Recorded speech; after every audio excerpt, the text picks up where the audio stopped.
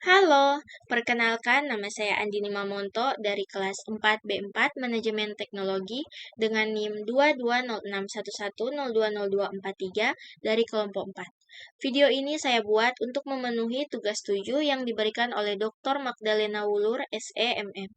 Jadi, pada kesempatan kali ini saya akan membahas mengenai penilaian kecanggihan teknologi. Nah, langsung saja kita masuk pada pembahasan. Kemajuan teknologi saat ini tidak bisa dipisahkan dari kehidupan masyarakat. Berbagai informasi yang terjadi di berbagai belahan dunia kini telah dapat langsung kita ketahui berkat kemajuan teknologi. Karena cepatnya akses informasi di berbagai belahan dunia membuat dunia ini seolah semakin sempit. Dikarenakan kita dapat melihat apa yang terjadi di Amerika misalnya, meskipun kita saat ini berada di Indonesia. Tentu, kemajuan teknologi ini menyebabkan perubahan yang begitu besar pada kehidupan umat manusia dengan segala peradaban dan kebudayaannya.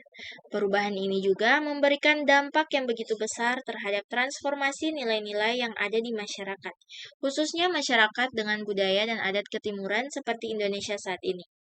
Di Indonesia, dapat kita saksikan begitu besar pengaruh kemajuan teknologi terhadap nilai-nilai kebudayaan yang dianut masyarakat, baik masyarakat perkotaan maupun pedesaan. Kemajuan teknologi seperti televisi, telepon genggam, bahkan internet bukan hanya melanda masyarakat kota, namun juga telah dapat dinikmati oleh masyarakat di pelosok-pelosok desa. Akibatnya, segala informasi baik yang bernilai positif maupun negatif dapat dengan mudah diakses oleh masyarakat. Dan diakui atau tidak, perlahan-lahan mulai mengubah pola hidup dan pola pemikiran masyarakat, khususnya masyarakat pedesaan, dengan segala image yang menjadi ciri khas mereka.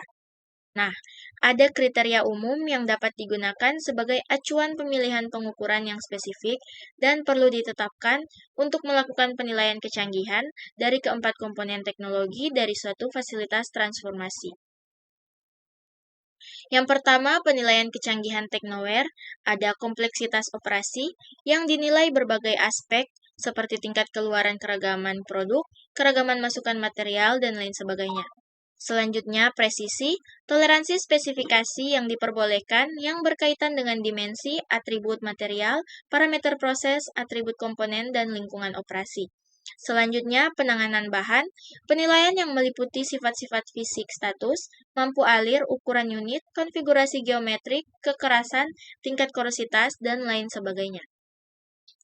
Selanjutnya ada pengendalian proses, tingkat dan kesulitan pengendalian pemeriksaan dengan memperhatikan peraturan lingkungan, peraturan keselamatan, tingkat standarisasi, pemantauan kualitas, pemantauan proses. Yang terakhir, kontribusi fasilitas rekayasa. Kontribusi fasilitas rekayasa dalam perencanaan, pembuatan, pengoperasian, dan pemasaran. Poin kedua, penilaian kecanggihan humanware. Ada kreativitas, kemampuan berkreasi yang dinilai berdasarkan berbagai aspek seperti kecerdasan, imajinasi, dan intuisi.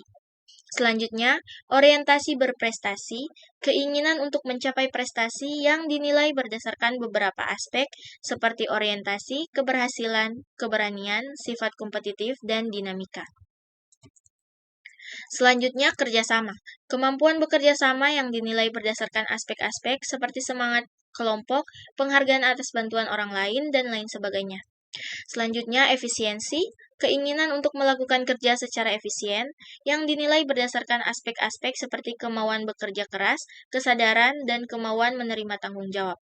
Selanjutnya, kemampuan menghadapi resiko, kecenderungan untuk menanggung resiko yang dinilai berdasarkan aspek-aspek seperti kemauan bereksperimen, kesediaan untuk berubah, dan kemauan untuk mengambil inisiatif. Selanjutnya, yaitu yang terakhir, kedisiplinan, menghargai waktu dan cenderung menggunakan sebagai sumber daya yang bernilai yang terlihat dari berbagai aspek seperti pencapaian sasaran berdasarkan waktu dan fokus ke masa depan. Yang terakhir, poin terakhir yaitu penilaian kecanggihan orgaware, ada efektivitas kepemimpinan, kemampuan organisasi untuk memotivasi karyawan melalui keputusan yang efektif yang terlihat dalam sasaran organisasi. Selanjutnya, otonomi kerja, tingkat kemandirian yang diberikan pada karyawan yang dinilai berdasarkan aspek pendelegasian tugas. Selanjutnya, pengarahan organisasi, dan ada juga keterlibatan organisasional. Baik, itu saja yang dapat saya sampaikan. Terima kasih.